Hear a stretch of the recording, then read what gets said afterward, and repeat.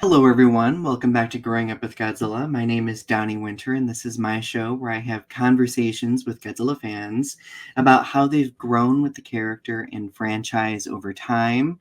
We're in season number 3, which is hard to believe, of course.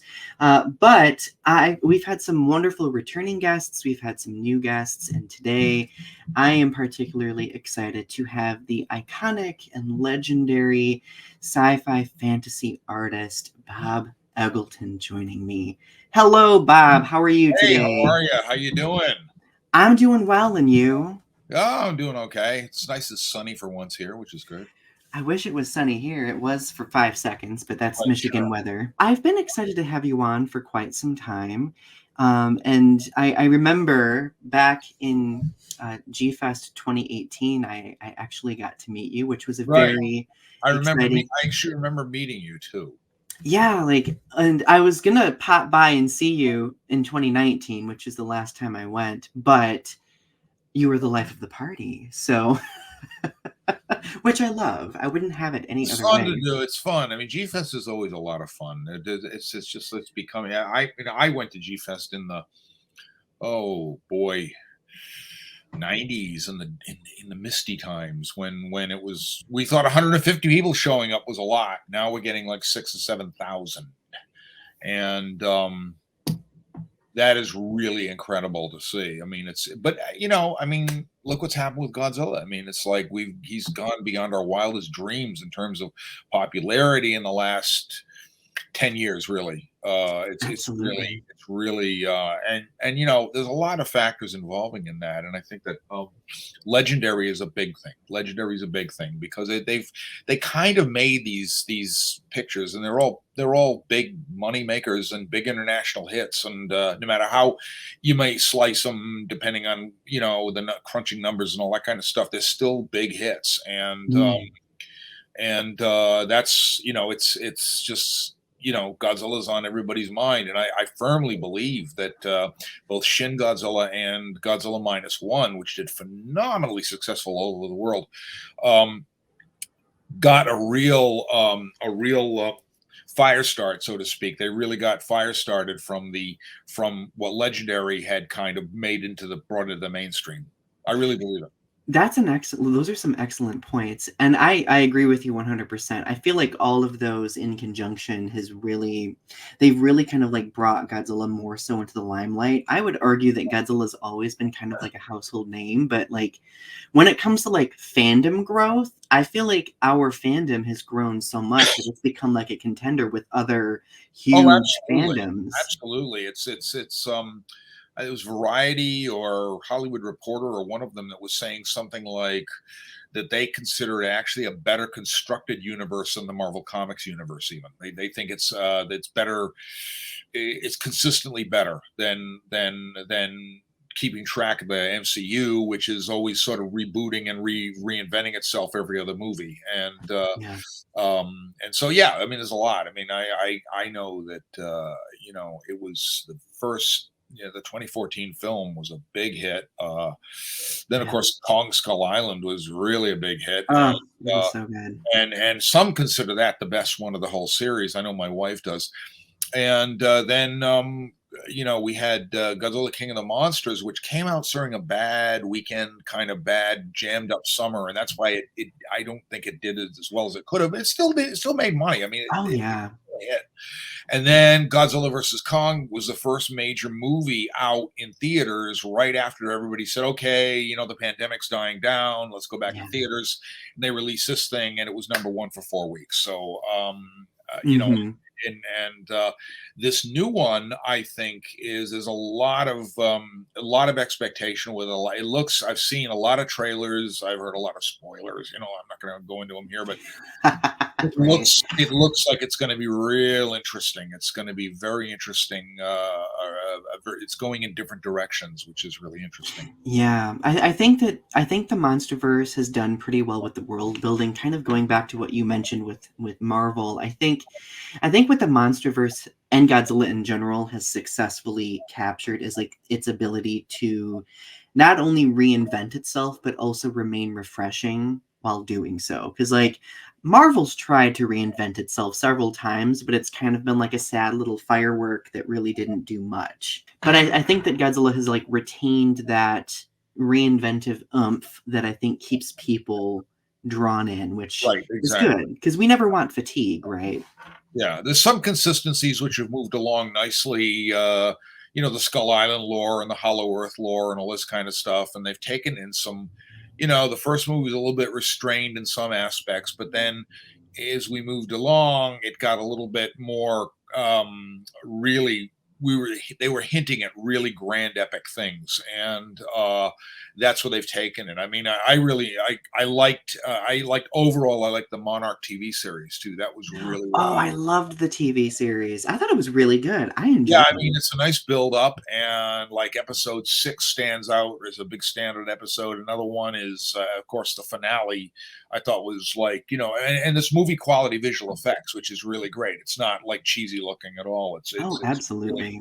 movie quality stuff, and it's kind of cool hearing Kurt Russell say Godzilla, like that. Yeah, So, it kind of goosebumpy, not gonna lie. Like, I got goosebumps.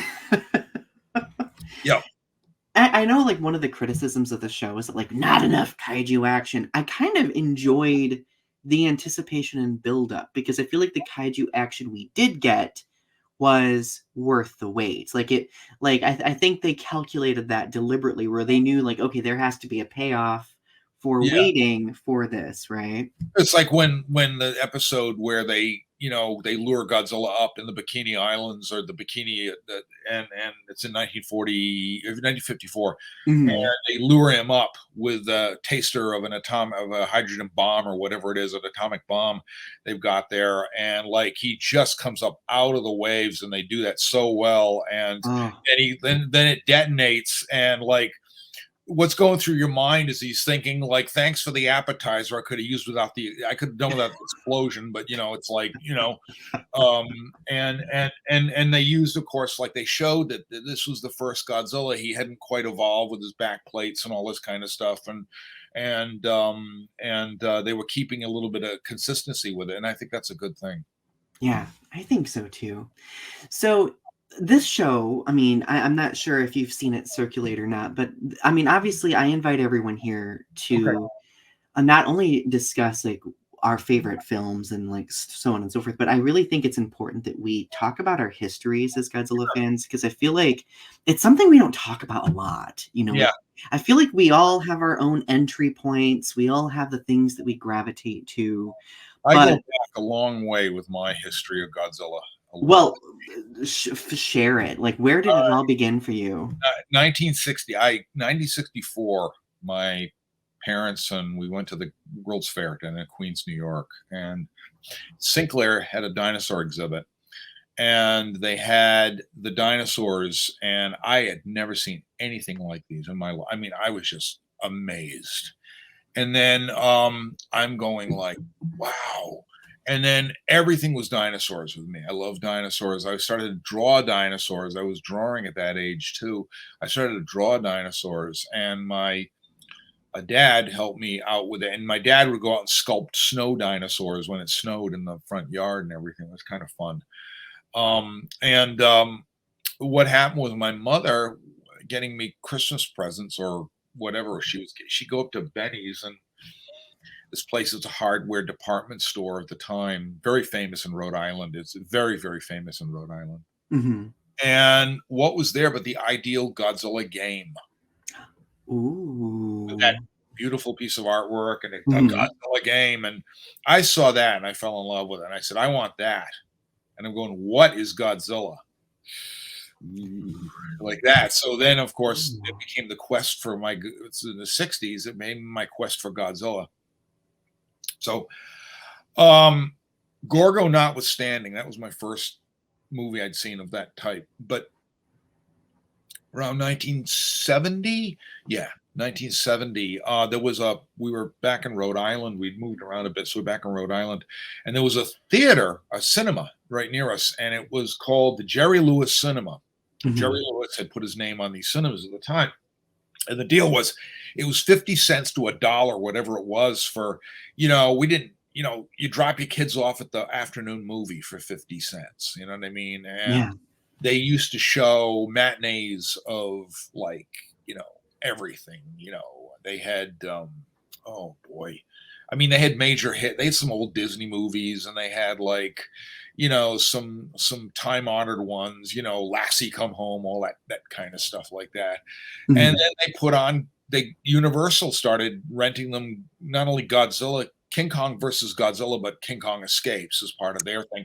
And American International Pictures was doing the same thing. They were renting their Godzilla catalog to these little mom and pop theaters for Saturday and Sunday afternoon showings.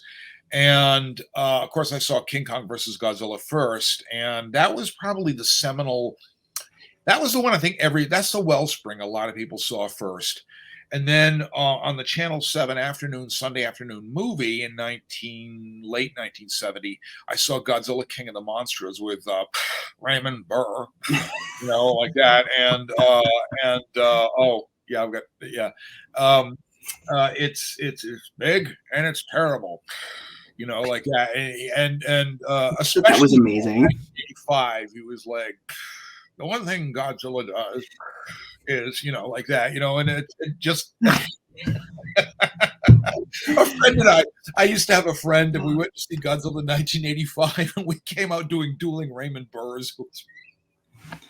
Where's the Oscar for that performance? That's all I'm asking. It was we're going we're just and he's cutting up on parts of the movie too, where Godzilla walks onto the island with the atomic reactors on, and you see it from Godzilla's point of view, right?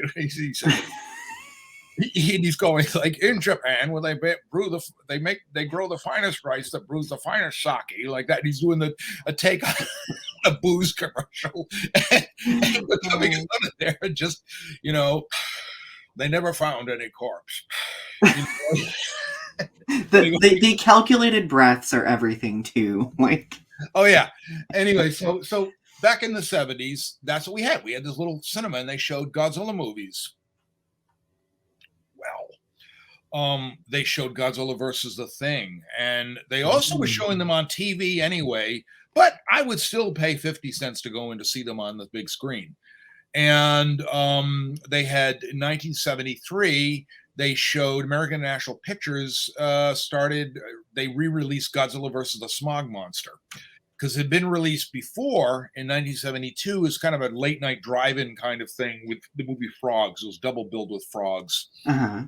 And of course, Frogs, I believe, was rated R. Godzilla versus the Smog Monster was rated G or PG or something like that. So, a lot of kids didn't see it.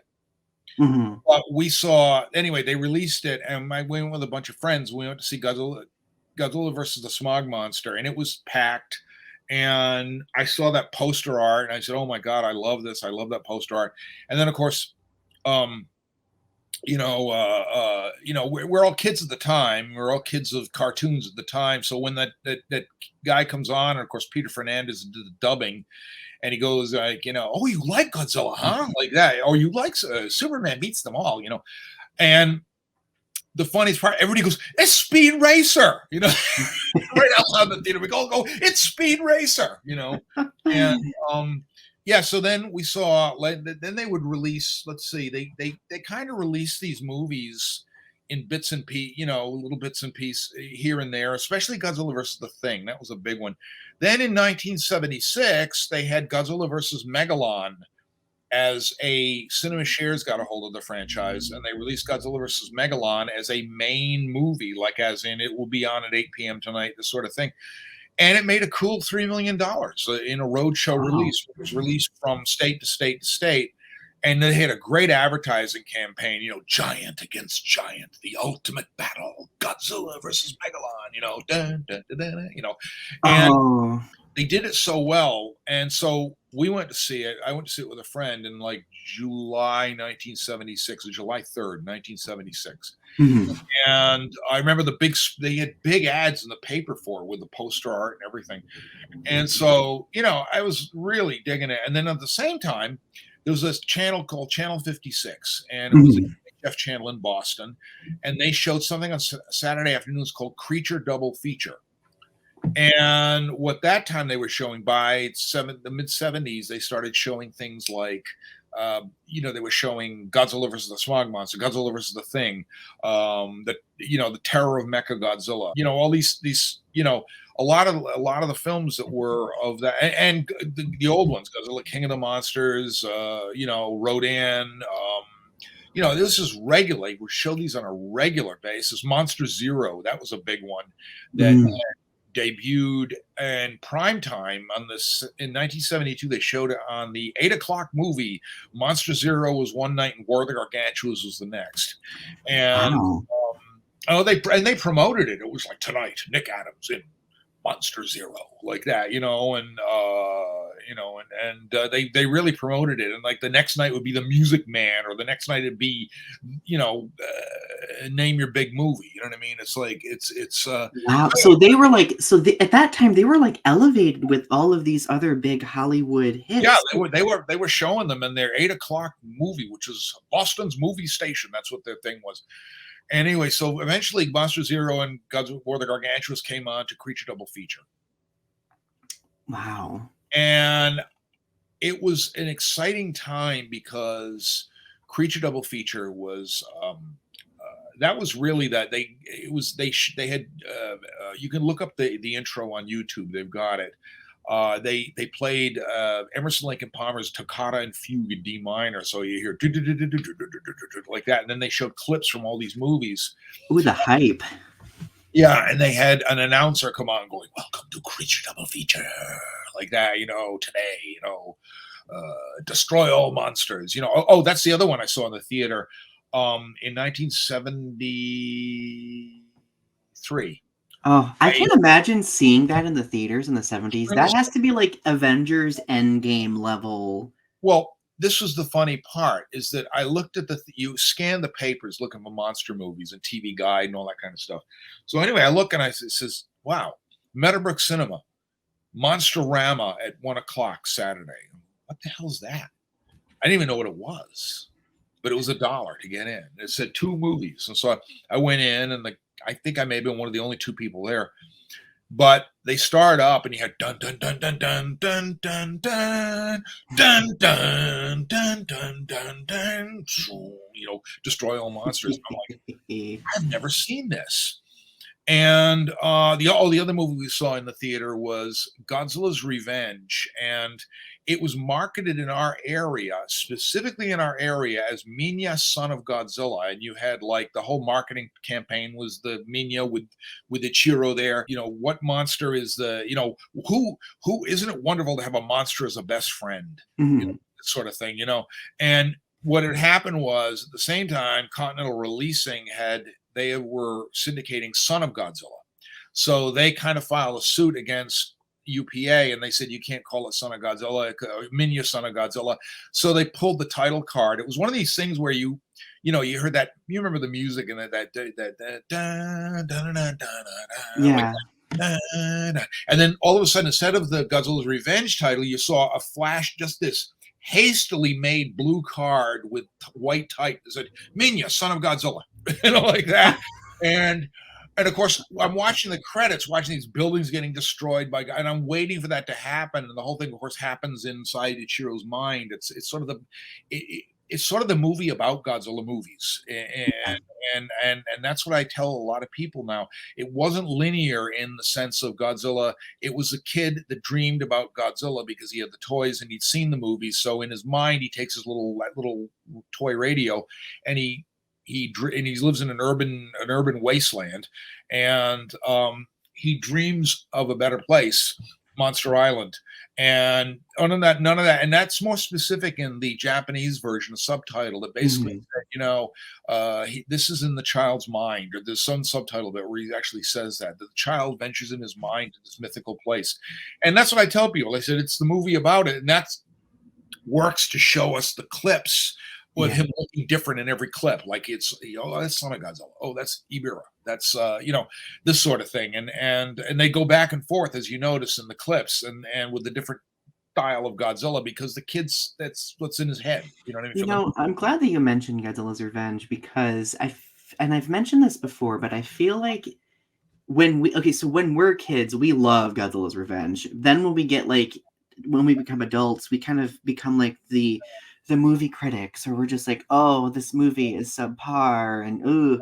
But then like as we get older, because like I've started appreciating Godzilla's Revenge much more now than I used to, because I look at it for like the artistic quality, the storytelling quality, the fact that it is essentially a love letter to being a Godzilla fan and the lessons that we learn from Godzilla films Yeah, I mean, as remember well. what had happened was it was Eiji Tsuburaya had passed away in early 1970, I believe, and he had before that he was working on Expo 70. See, Yeah. so he really couldn't do much for Toho, and he was working on his own Ultraman and Ultra Brothers and all that, and so he couldn't really do very much.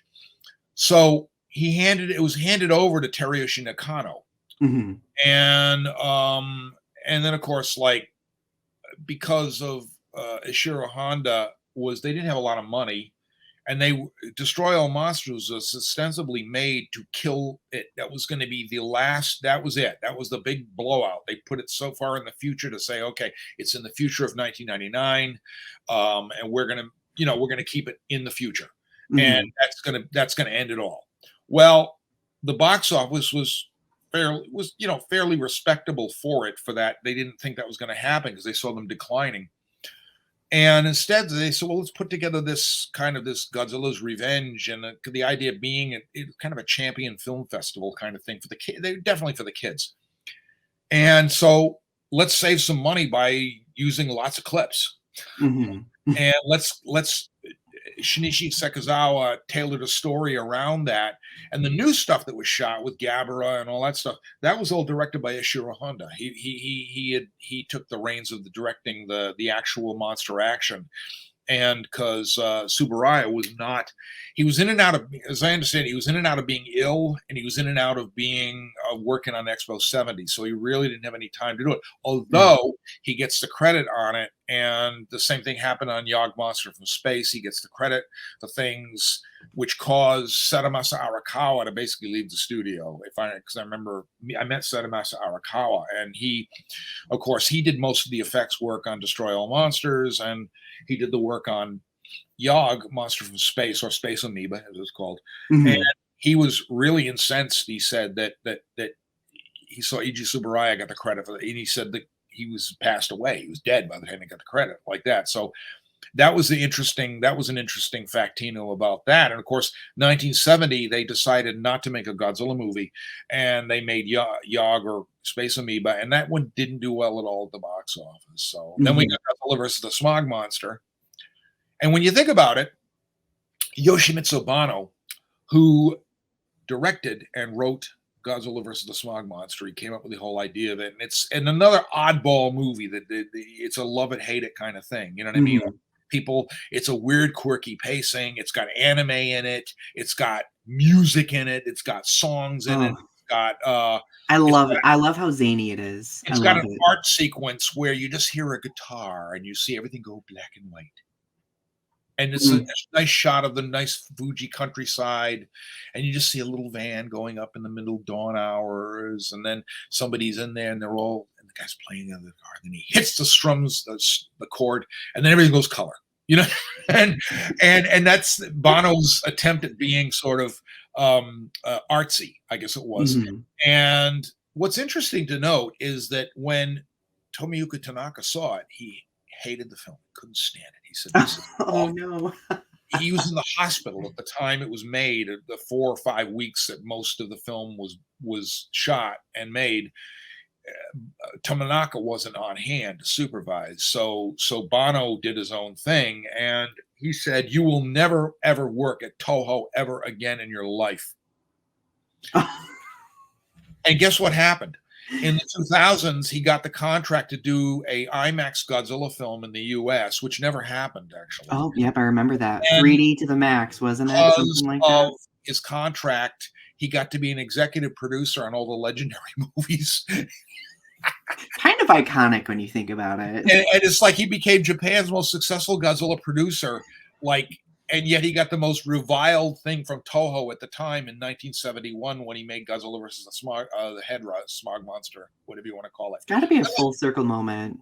Yeah, and it was like, and in reality, here we get Godzilla 2014, who is kind of doing the same thing. He's kind of defending the Earth against like something that's very bad, and I mean, Smog Monster or Hedra was a fun movie. I could watch that again and again because just I have a lot of good memories with it, and of course that soundtrack and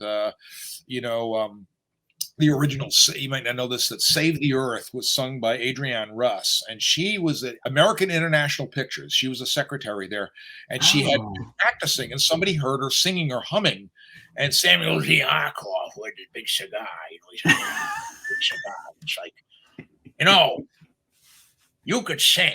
Could you sing that thing for us? Like that. I can't pay any money, but could you sing us for it? Yeah, sure, like that, So it's on her album. She has an album of off-Broadway tunes because she went on to write musicals for off-Broadway stuff. So she's actually got an album and it's sung by other people, but then at the end of the album there's a secret cut of Save the Earth. And that is amazing. Yeah, and the guy that wrote the lyrics to Save the Earth from the Japanese version, this guy that wrote the lyrics was Guy Hemrick. Guy Hemrick was one of Eric Von Zipper's gang in the Frankie and Annette movies. Okay, so that guy again is American International Pictures. They did everything. They had actors, they had singers, they had they did everything. But that's what made that song so iconic, was the fact that it had these strange backgrounds, and everybody, and the woman who sang it went on to much bigger things. It was kind of funny. I'm kind of obsessed with that. Like, I feel like Godzilla versus the Smog Monster does not get the celebration it deserves, and I love like those like little nuggets that are just centerpieces in the history of that film. It's an odd film. It's the 1970s. Anything went at that point. But the artistic quality of it, I think, is worth respecting and celebrating. Yeah. And then of course they did Godzilla versus Gigan, which again is another clip show because they use a lot of clips material because they didn't have any money.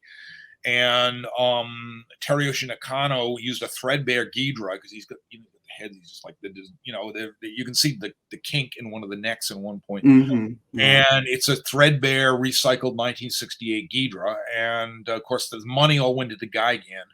And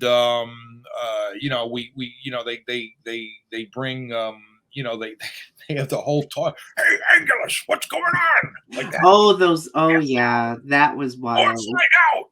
Come on back, like that. It's like, oh my God, they're talking. Like although when I was a kid, I was like, oh, I want to be Godzilla's friend. I want to talk like Godzilla, And then of course they did Megalon, and Megalon came along when superheroes and TV were huge in Japan. The Ultra series, Ultraman Leo, Ultraman Taro, all that they were eclipsing Godzilla at the time.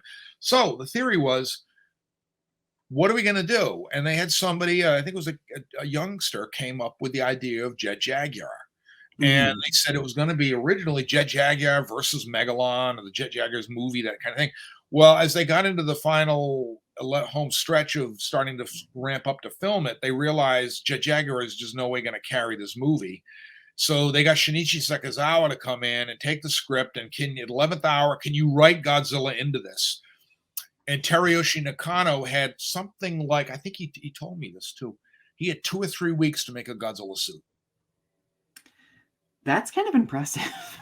And he goes, he says, rush, crazy, work all night, and like that. He says they had to make a Godzilla suit. And of course, then they improved it a little bit for the next movie, and then they improved it a little bit more for the final film in the 1970s. But at that point, everything was what you can, it was anything goes. So anyway, okay, I want to talk a little bit about your history as an artist as well. So from what you've described already, it almost sounds as though you being interested in becoming an artist started before even being a Godzilla fan. Yeah. So at a certain point, when did those start kind of intersecting? And then when did you start branching out into other fantasy sci-fi genres as well. When I was young, my father taught me how to draw. He saw that I had a penchant for drawing, and I had an art teacher in like the first or second grade, and I did a boat made out of shapes, and I had overlapped the shapes, these little triangles, to make the sea. And Mm. the art teacher saw this, and she said, I'm going to talk to your mother. So she gets my mother in, and my mother goes, "Oh, what has he done now?" So we get in, and this is the second grade or something like that. And she says, "Have you seen this?" She said, "He's got perspective. He's doing perspective here." And she goes, Wow. "I've never seen anything quite like this. I want to show this to people." So that was how things kind of started. And then I got into the whole monsters because I like monsters. End of story. And I like famous monsters of filmland. I like comic books. I like monster movies, it was just I used to not sleep well when I was a child. I'm very young, maybe 3 or 4 years old, maybe something like that. Mhm. And I remember staying with my father and we watched the War of the Colossal Beast, and we watched they showed all kinds of late night giant monster movies. So anyway, um, so as I got older, I started drawing Godzilla in school, and I started drawing him. And of course, they got the general, where's drawing this ever going to get you in life, and all that. And that's neither here nor there or everywhere, And it got Yeah. very tiring after a while to hear that. And the more I heard it, the more I drew stuff, and the more I determined I was going to do this. And then I sort of had some happenstance encounters with some very, very good artists in the mid to late 1970s, and they were all looking at my work, and I mean, it was what it was then. And Star Wars had come along and all that. Mhm. They're looking at my work and they're saying, you really, really need to do something with this. And I said, well, I'm going to. And that's when I went to my first World Science Fiction Convention, which was in 1980. And I won Best Amateur Artist, and I sold work. I made $300 in the art show. Oh my God, like that. It cost me $175 to go to the convention for 4 days. So Hey, you broke even though, and I then shared a some. room with 6 guys like that. But anyway, it was great. I had a great time, and then I realized that I was going to do this science fiction fantasy for a living in some strange way. You know, so fast forward to now, though, you are a multi-award winning artist who's worked comic books, films. Like looking back on that now, how does it feel? Um, I've been dealing with that a lot lately myself because I'm 63 at the moment, and it's kind of uh, kind of strange because I'm not sure where I can account for where the last 40, 45 years went to, but I can't account for where the last 10 years went to. Mhm. And it's really strange. It's very strange, and you're always saying to yourself when you get up in the morning, "Am I going to be successful today? Am I going to be successful today?" And my wife says to me, "No, no, you are successful," like that, but it's just sort of it's that syndrome I've got where I did 4 paintings in the last 4.5 weeks, and I Mhm. still feel like I got nothing done. You know what I mean? This sort of thing. So is it kind of like an imposter syndrome-ish? I want to say imposter, but there's another term for it, and I forgot what that term exactly is. Mhm. It's sort of a not really imposter. It's more like uh, I think I know what you're talking about. I'm yes, trying to it's think of more the like word we're too.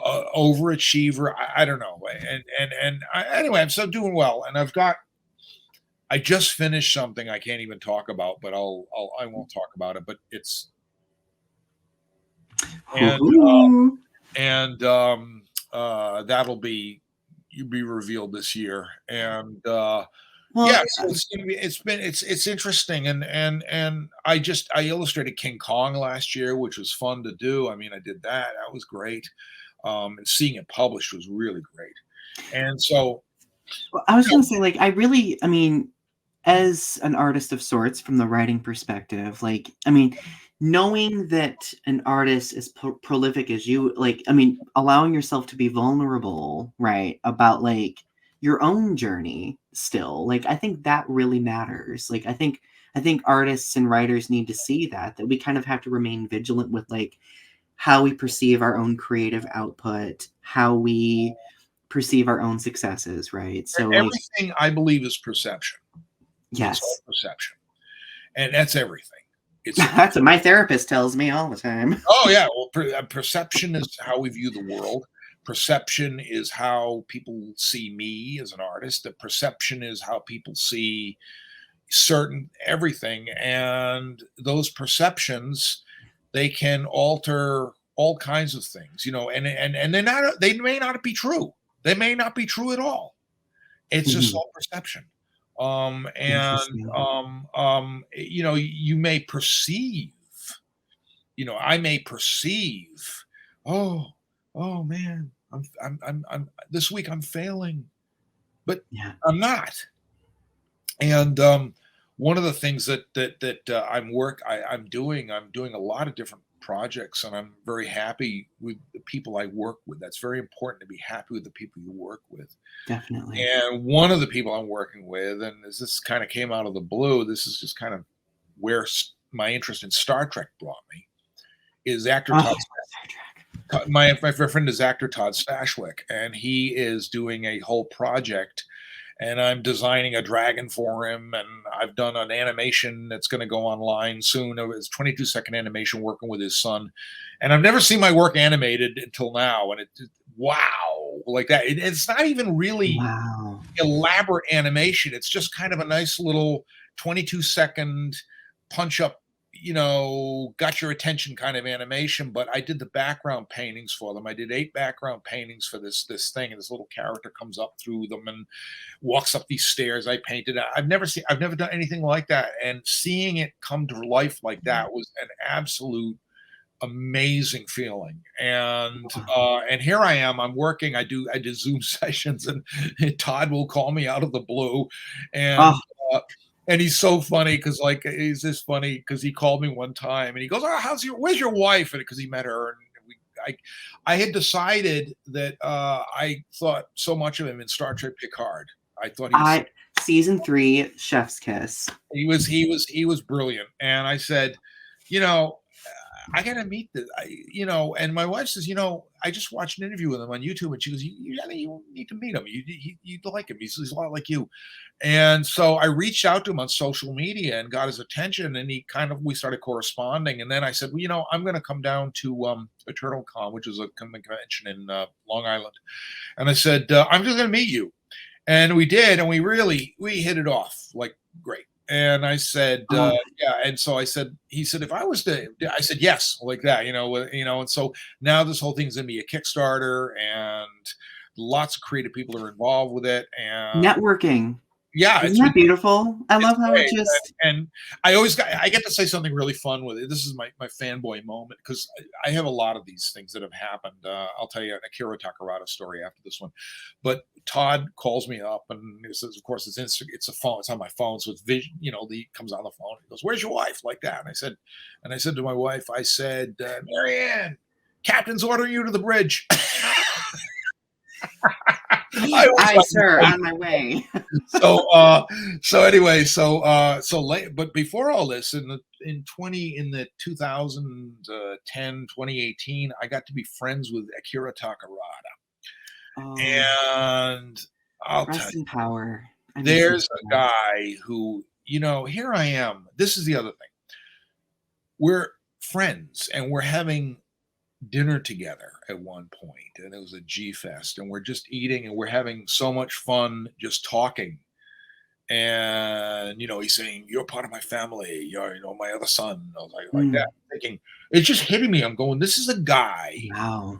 that I saw on TV in Monster Zero and in Godzilla King of the Monsters, the original.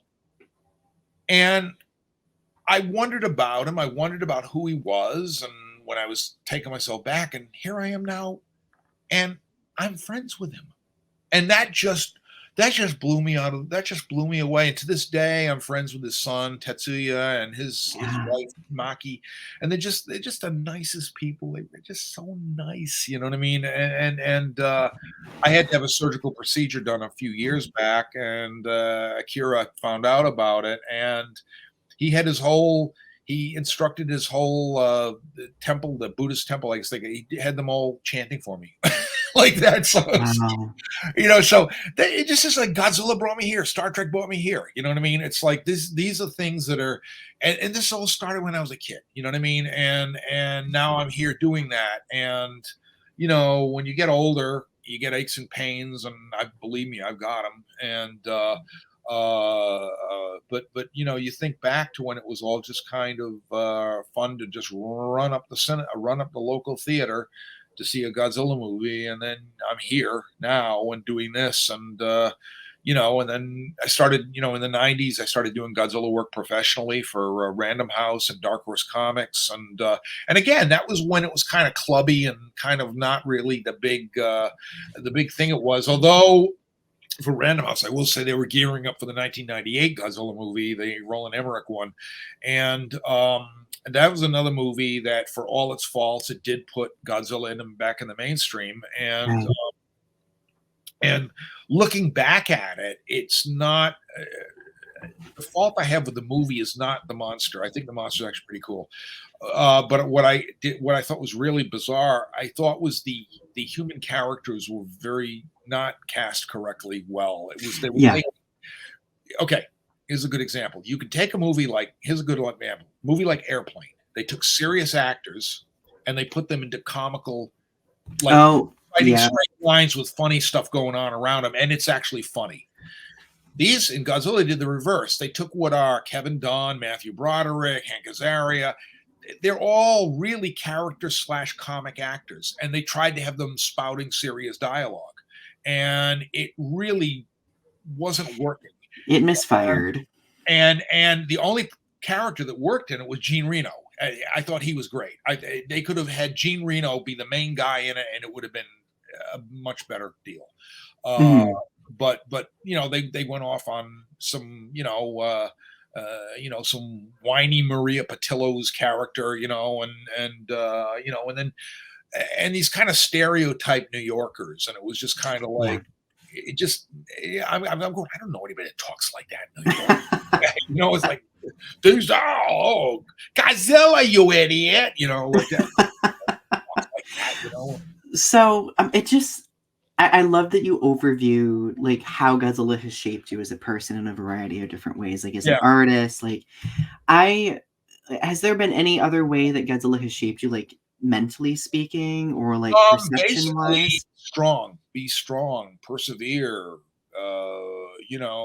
Don't take any crap from idiots. You know what I mean? Yeah.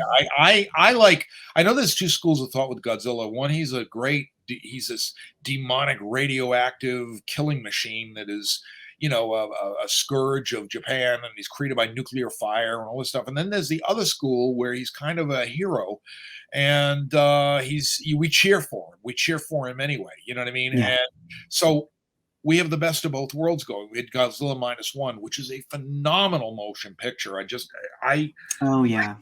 thought it was not just a good Godzilla movie; it was a good movie. Period. And then we have the Legendary having their fun with Godzilla, and it harkens back to Takeshi Yamazaki, who saw a screening of Godzilla again and Kong, the New Empire.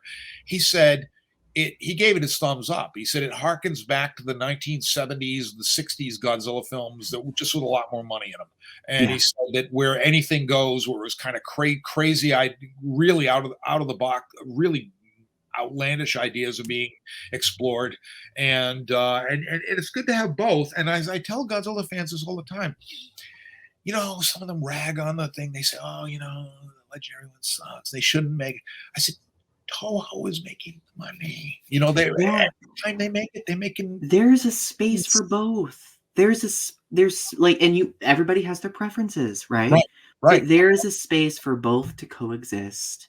Right. And honestly, we're arguably in kind of a new Godzilla golden age when you think of the amount of content that we're getting. Yeah. So, are you ready for the rapid fire questions? Bob, these are purely the nerdy, indulgent questions that we all just need to know about you. Yep. The first one being, what are your top 3 favorite Godzilla films. Oh boy, that changes a lot. Okay, let's take Godzilla, the original 54 movie, out of the picture because that's the Okay. wellspring. That's everybody's. Okay, so let's follow this up with saying what are my top three follow-up movies? The top Yes. three are Godzilla minus one, Perfect. Monster Zero, Godzilla versus Monster Zero, Nostalgic factor. Love it. and I would say I would have to honestly say my favorite. Oh boy, we're really getting maybe. I mean, I break it down into the Showa series and so on and stuff like that. But I would say the most one that I had a lot of fun with was Godzilla versus Kong from 2021 because it was just just the ending was the ending was a lot of fun. It was just kind of like these two things going at each other, and then at the end, Godzilla's like, all right, this time, you know what I mean? It walks away, and Godzilla, those two can find peace. Maybe we can find peace. You know what I mean? And that's what I would put up as for now my top movies. I think that's a solid top 3. Yeah. I mean, of course, I would be remiss if I didn't ask you about collecting. Like, do you Oh, enjoy collecting certain things? well, If so, what have you gravitated towards? I collect a little too much. There is no such If, thing, if right? I have a Godzilla stuff, it's tonight on Hoarders. You know, I mean, um, That's going to be the title of this episode. I'm kidding. it's kind of scary, but the thing is, I've got to organize it better than I have organized it, and I've had 25 years of collecting, and I've got stuff that goes back. Even some of these marmot figures and things like that, they've become very valuable and all and such. And I've got a lot of the original Bullmark toys. I've got some all kinds of stuff around. And even if I open a tub or a box, it's like Christmas. I'm going, oh my God, I have that, like that, and Oh, wow. Oh, there yeah, that exactly. is. It's I got to really get and be more organized on these things, but it just not having the time to do so. And again, we go back to the whole what I was talking about with the art thing, the anxiety I get for, oh God, gotta keep running, I gotta keep doing things, and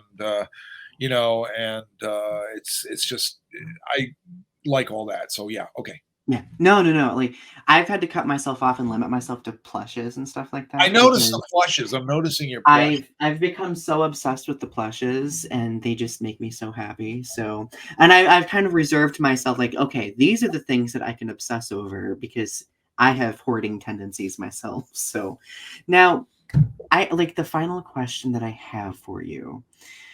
So, what advice do you have for Godzilla fans who may be new to the franchise and advice for aspiring artists as well? Two things. Godzilla fans to the new to the franchise. And Just then aspiring artists. be open. Be open about the fact that Godzilla is a concept. He's evolving. He has evolved. If you put 4 artists in one room, you say you put me, Matt, Yuji Kaida, Jeff Zorno, and we're all in one room. And they said to us, design your Godzilla for us. But here's the commonality. He's got to have 3 rows of spikes. He's got to have a kind of a dinosaur look, whatever. There's certain things that they have to have. And they put walls between us so we couldn't see what we're doing. You would have 4 different distinct Godzillas. And Mhm. and that's the principle behind what Toho's been doing. They change him up every time. So when he changes, he gets refreshed. And this has brought in new fans. And I would say the new fans look back at the old stuff, the real old stuff, and look at it with a kind eye and realize, one, they didn't have the digital effects back then to do these things they do now. 2, they didn't have a lot of budget to do these things they do now. 3, you had, it was just, they were what they were. They were a product of their time. So go with that. Just pay attention to the history of when they were made and they'll be a product of their time. And just realize that, this is where we are now. You know what I mean? And even the Yeah. ones now are a product of their time.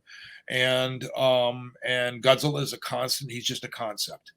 To Yeah. artists, I say, draw, draw, draw, draw, draw, draw. AI is not drawing. AI is mind control, and that is what is scary about it. It's a bigger picture than just putting prompts in and come up with an image. It is mind control because it is controlling people to not think. Yeah. Okay, so the AI does the thinking, and Yeah. people don't think. And we've been in this movie, we've seen the ending, and it's not very good. So my thing I say to all of you is draw really well. Just I love draw that. painting, and whatever you paint with digitally, whatever oil paints, acrylics, whatever you paint with, it'll come. That comes later, but draw really well because that's the basis of every single thing. Matt Frank is a marvelous drawer. Jeff Zorno is a marvelous drawer. I learned how to draw a long time ago. I'm still learning because we're all going to be students of things. Yeah. And just draw. I mean, if you see the base of it, look at Matt's work. It's just the base of it is really good drawing, and that's what he does. And Love then he that. just builds on it with either digital colors or he builds on it with inks. But ultimately, it's drawing. I think that's excellent advice. I could give that same advice to writers as well. Like That's just do it. yeah, Consistency. yeah. When you're ready, put it out there, right? This has been such a I've been nerding out This is great. I had a lot of fun. This is great. I've been nerding out this whole conversation, and I could foresee us in the future potentially doing a part 2 if you're ever up for it. So Sure, I love it. I love it. I get me talking. I don't stop. same here. Same here. That's dangerous, but I love I it. get friends that tell me, "Yes, we know, Bob." So where can people find your stuff? I'm on Instagram and Facebook. That's the best place. Instagram has got a lot of my art. I mean, it's easy to follow me on Instagram. It's just Bob Eggleton on Instagram.